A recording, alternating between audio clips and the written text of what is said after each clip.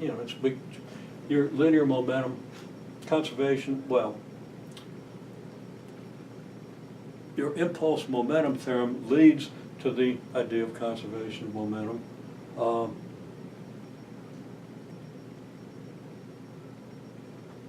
In a closed system, because all the interactions between particles in a system obey Newton's third law, so that the total force within a closed system is zero. Now there might be a force on the system, but the force within the system is zero, and if there are no external forces, that follows that momentum is conserved. Well, you can say the same things about angular momentum, exactly the same words. The torques are always equal and opposite because the forces are equal and opposite, etc. There's a little more to the argument, but not much. So we have the impulse momentum theorem, which nobody could recite for me in class today, but it says that F net delta t, the average value of F net multiplied by the time interval during which the average is taken, is equal to change in momentum. Now this is the net force acting on a particle, and this is the change in momentum of the particle. Angular impulse of your net torque is equal to what? Well, by analogy, you know, instead of force you use torque, instead of delta t you use delta t, so you use the same thing. But it's the average value of your net torque times delta t. And remember, net torque times delta t changes your omega, changes your angular momentum, not your linear momentum. So again, this is an independent law from this one. Very, very fundamental. This is a very important thing. There are only a couple handfuls of fundamental laws in the universe. And in mechanics of large bodies, extended bodies, and particles, you know, large particles, the only ones that matter are the ones we now know about. Okay? And also, of course, you have the work kinetic energy theorem and the general work energy theorem that involves potential energy as well. Okay, change in kinetic energy is work by net force. Change in kinetic energy is also work by net torque. Okay? Excuse me. And these energies are all interchangeable. A kinetic energy can do work in the form of, you know, exerting a net force on a particle. It can do work by exerting a torque, by converting to a torque on, well, I'm using the wrong words. Just basically, if you got kinetic energy, it can produce a force that produces a torque that changes angular velocity, or angular momentum, changes angular kinetic energy.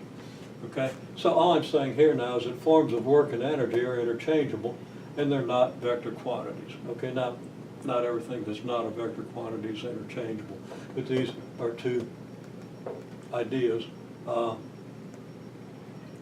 about work and energy. So this all leads to general conservation of energy law.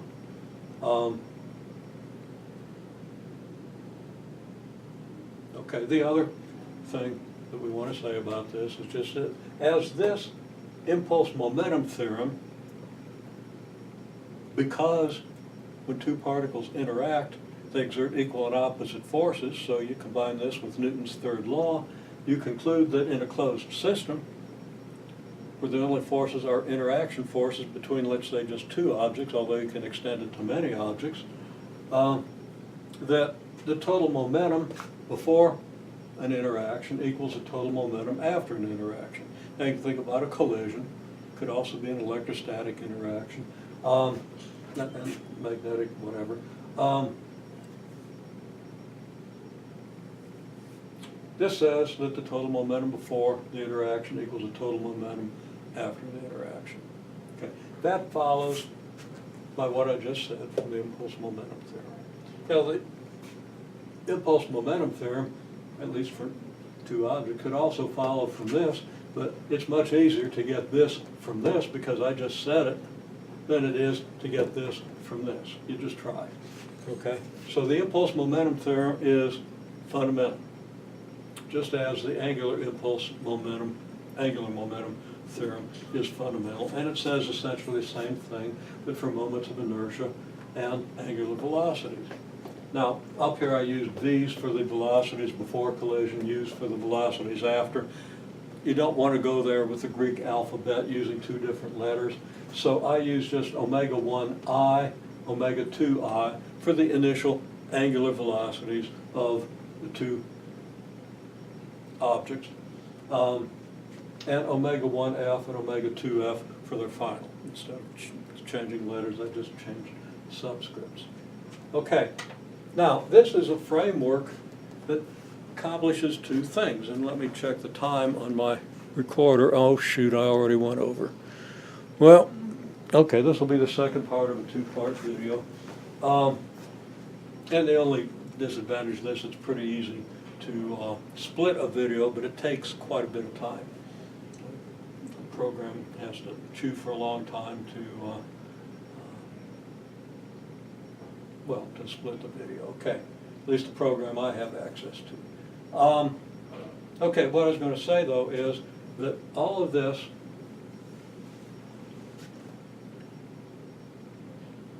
is completely analogous to the framework of everything we've done before starting angular quantities, before looking at rotation.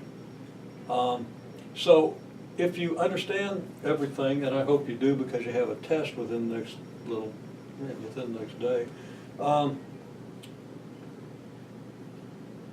if you're well prepared for that, to the extent that you understand that, this is going to be easier to understand.